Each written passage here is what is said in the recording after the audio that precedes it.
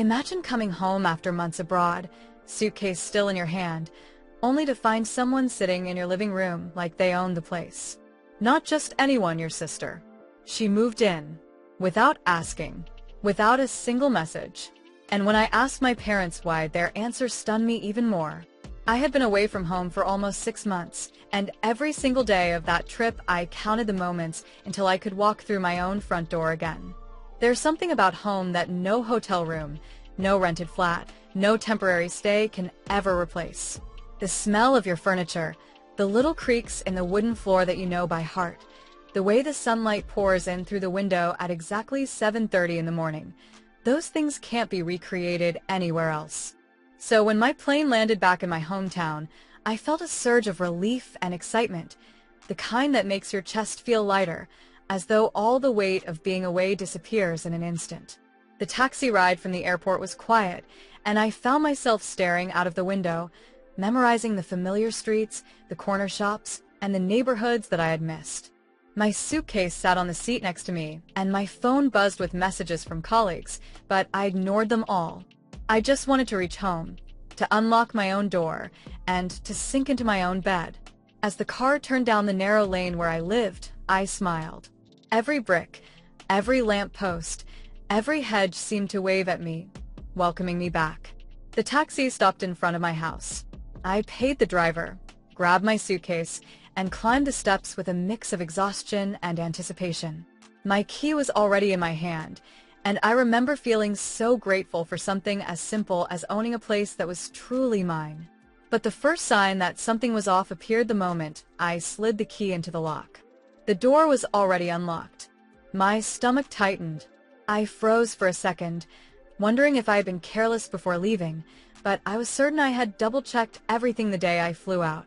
I pushed the door open, half expecting silence, half expecting maybe a faint smell of dust after months of being closed up. Instead, I heard movement. I heard laughter. And then I saw her, my sister, sitting casually in my living room, holding a mug of tea, with her feet up on the coffee table as though she owned the place. For a moment, I thought I was hallucinating from jet lag. My mind refused to process what my eyes were seeing. She looked so comfortable, like she had been living there for weeks. The cushions on the couch had been rearranged, her jacket was hanging on the armrest, and a pair of her shoes sat by the door. It was surreal. I stood frozen in the doorway, my suitcase still in my hand, my lips parted but unable to form words. She turned, saw me, and smiled. "Oh, you're back. That was fast. I thought you'd arrive tomorrow."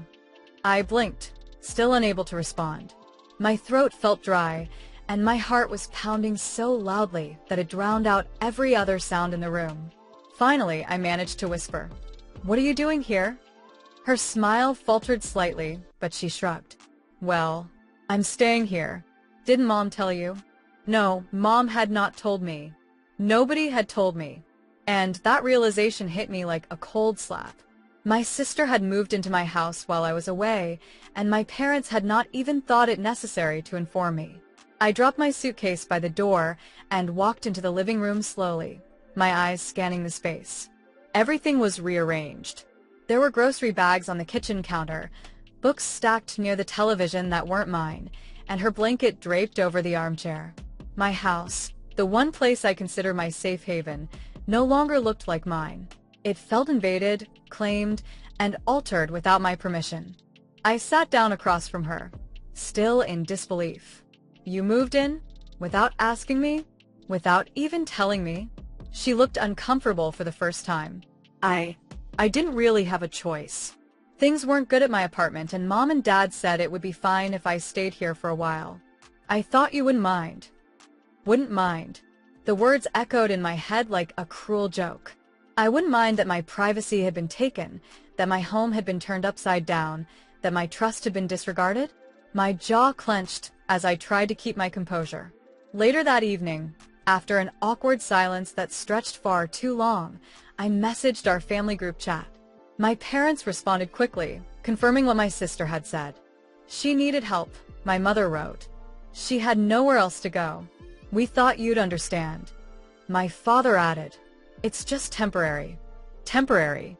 The word did nothing to ease my anger, because whether temporary or permanent, the decision had been made without me, the owner of the house, the one who had worked years to buy it. My feelings had not even been considered. I didn't reply right away. I knew if I typed in that moment, my words would burn bridges I wasn't ready to destroy. Instead, I closed the chat, put my phone face down, and leaned back against the couch. The weight of betrayal pressed down on me. I wasn't just upset about her moving in. I was hurt that my family had kept me in the dark, as though my opinion, my rights, and my boundaries didn't matter. That night, I lay awake in my own bed, staring at the ceiling, unable to sleep. I could hear her in the next room moving around, setting things up as though this was her home now. Every creak of the floorboards reminded me that I was no longer alone, that my sanctuary had been invaded. Anger and sadness churned inside me, and I felt trapped in a storm of emotions I couldn't escape. The next day, I decided to confront my parents in person. I went over to their house, my mind rehearsing what I would say. The moment I walked in, I saw the guilt written across my mother's face.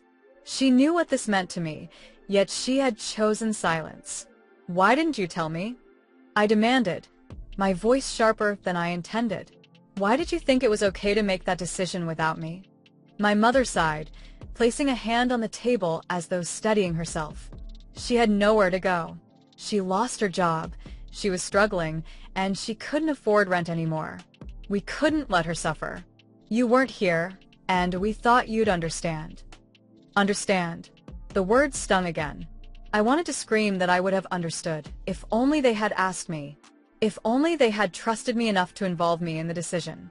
But instead, they had chosen convenience, sacrificing my boundaries for her comfort. My father leaned back in his chair, his eyes steady on mine. "She's your sister. Family helps family. Isn't that what we've always taught you?" And there it was, the guilt card. Family. The word that binds and suffocates all at once. I felt cornered, torn between my right to my own home and my responsibility as a sibling. When I returned home later that evening, I found my sister in the kitchen cooking. She looked tired, her shoulders slumped, her face pale. For the first time, I noticed how fragile she seemed. She wasn't trying to take advantage of me, not intentionally at least. She was simply desperate. That night, when we finally spoke, she admitted everything. She had lost her job months ago, had been struggling to pay her bills, and had finally been evicted. She had been too ashamed to tell me, too scared I'd judge her. So when Mom suggested she move into my place, she grabbed the lifeline without hesitation. Her eyes filled with tears as she said, "I didn't mean to hurt you. I just didn't know what else to do." My anger softened, though it didn't vanish. I couldn't erase the betrayal, but I could see her pain. And in that moment, I realized this wasn't about a house. It was about survival, about pride, about the complicated mess of being family. Over the next weeks, we struggled. We argued. We avoided each other. We tried to navigate the new reality of sharing space. But slowly, something shifted. We began to talk more, to understand each other, to rediscover the bond that had been buried under years of distance. I gave her boundaries. She respected them. She contributed when she could, and I began to see her not as an intruder, but as someone who needed me, even if she couldn't say it out loud. It wasn't easy. It wasn't simple, but it was real. And in a strange way, it brought us closer than we had ever been before. Looking back now, I realized that what happened was unfair, but it was also an opportunity. An opportunity to see my sister not as a burden, but as a human being fighting her own battles. My house is still mine, but for a while, it became hers too. And maybe that was okay. Because family isn't about perfection. It's about chaos, about sacrifice, about learning to forgive even when you don't fully understand. So I'll ask you, if you came home to find your sibling living in your space without permission, what would you do? Would you forgive them?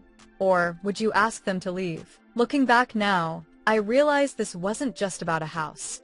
It was about boundaries, respect, and the silence that hides between family members when they're too afraid to ask for help. My sister wasn't trying to steal my home. She was just trying to find her own. But here's my question to you. If you came home to find your sibling living in your space without permission, what would you do? Would you forgive them? Or would you ask them to leave? Tell me in the comments. I'd love to hear your thoughts.